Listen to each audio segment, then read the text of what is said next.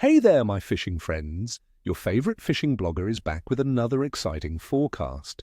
Today, we're diving deep into the conditions for Monday, the 24th of November 2025, across beautiful New Zealand.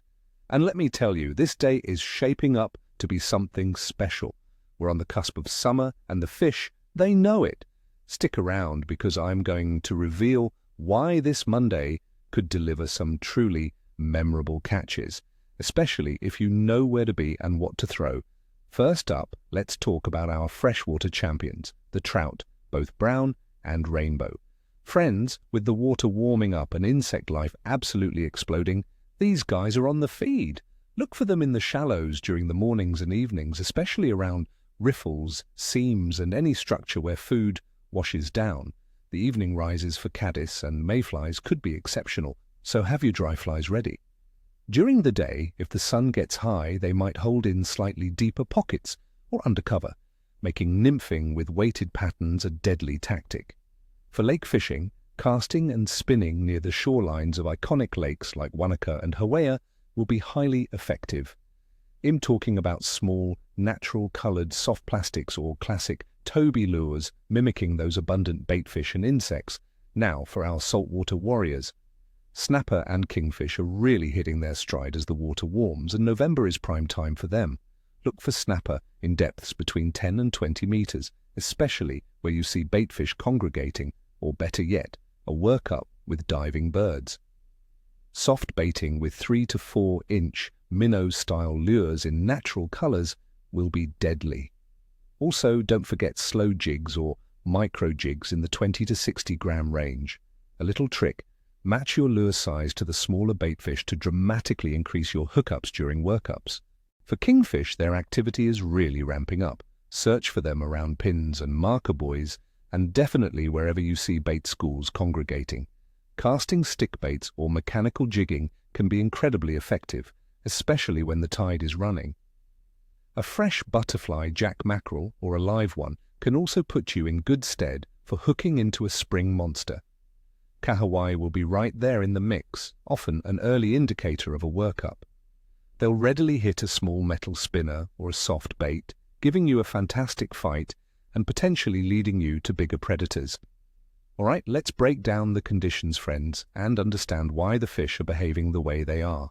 For Monday, the 24th of November 2025, we're looking at generally fine conditions across much of New Zealand.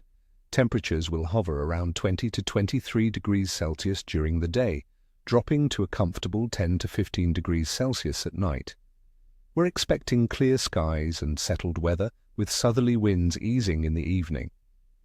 This stable weather means atmospheric pressure should be fairly consistent, which generally bodes well for fishing, preventing the fish from shutting down due to rapid changes. Water temperature trends are definitely on our side. In the coastal areas, sea temperatures are ranging from 15 to 18 degrees Celsius and are steadily climbing. This warming trend is a massive trigger for increased fish activity, pushing baitfish closer inshore and exciting those predatory species. Freshwater temperatures are also rising, boosting invertebrate activity and making trout much more active feeders.